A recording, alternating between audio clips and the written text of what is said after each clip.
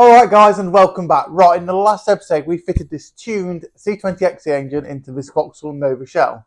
Since then we loosely fitted the radiator, we've also fitted the ITG air filter and the big bore Ashley exhaust manifold. So in this episode I want to concentrate on plumbing, but before we do that I want to fit something. So this is a 10-inch slimline fan. As you can see, it's very narrow, about 30mm here. I think it's 65mm in the centre. It's much slimmer than the standard fan, and this is going to fit and work better. Now you can buy cheap versions of these which look quite similar or very similar to the expensive ones. This is kind of a mid-range one. The cheap ones are like 20 quid. Top end ones are like over £100. I think this was about 40. The quality is definitely better. The plastic's thicker, you can just tell, and the airflow is much better as well. I can't remember the CFM, but it is much higher than the cheap version. So we're going to fit this to start off with. So I want to fit it in the standard area, which is about here. And to fit it, we use these plastic clips, which look like that. And they're going to slide into here. There's 4 of them. You can also fit here. You can also bolt this if you want to. But for this application, we're going to use these 4 clips. We're going to fit it with these retaining straps, these little clips, the springs to stop it rattling, which all come in the kit, and the foam pads as well. I'll show you how to do that now. So before I put these in, I want to put the foam pads on. So literally just little self-adhesive foam pads, and they're going to stick onto these. So we're going to slide it through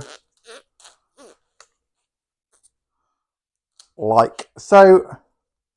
That's going to push through the rad, hold it on the other side, put the spring on, put the clip on, cut it off, and away we go. So I'm literally just pushing it through to start off with, just so I can see where it comes out the other side.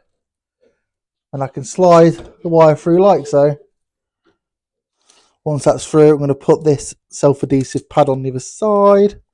And then repeat the process 3 more times. Once the straps are all lined up, I fit the fan, which is cushioned by foam pads, retaining springs, and then locked in place with the retaining clips. Finally, the straps are cut down with side cutters. The whole job was really easy, and I think it looks very aesthetically pleasing. Right, now that's done, it needs wiring up. So I'm going to use the standard Nova rad fan wiring. Here's the plug here. That's for your horn, and that's for your reverse switch. So I don't need them, but I do need to cut the end of that off and put some terminals on to adapt to that. So on the Vauxhall, that's your ignition feed and that's your earth. Now the earth will become earth, I'd imagine, when the switch earth's out. So basically that's your switched wire. So with that in mind, we're going to connect the black to the blue and the brown to the black, because on this, the blue is the positive, the black is the negative. I'm just using standard off-the-shelf blue crimps for these, just normal spray fitment. You can buy dedicated plugs, however I didn't feel it was necessary for just 2 wires. The wiring on the car is all original and some of the insulation tape is coming away. So I tied it up and rewrapped the loom with some cloth tester tape. I've used this lots in the past, and in my opinion it gives a better than factory finish. It also gives a modern look and feel to the wiring. To finish it off, I cable tie up the loom to the fan housing and plug in the horn and reverse switch. I just want to take this opportunity to wish everyone a very happy new year, and let's hope 2024 is good to us all. So now for bridge to temperature switch, it should start up.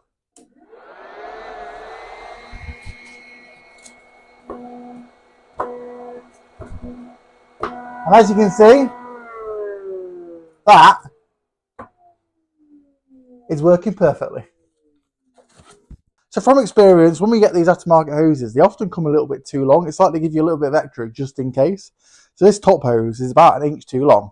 So a little top tip from me to cut them: put a Jubilee clip on tight where you want it to be cut, and then you want a brand new Stanley blade, and you literally just want to slice in and follow the clip round. Keep it nice and square. Look at that, perfect cut.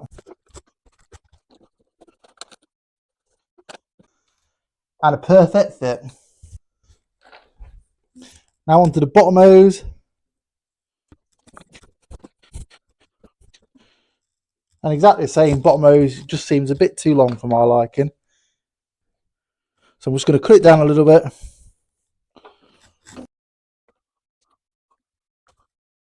Again, perfect.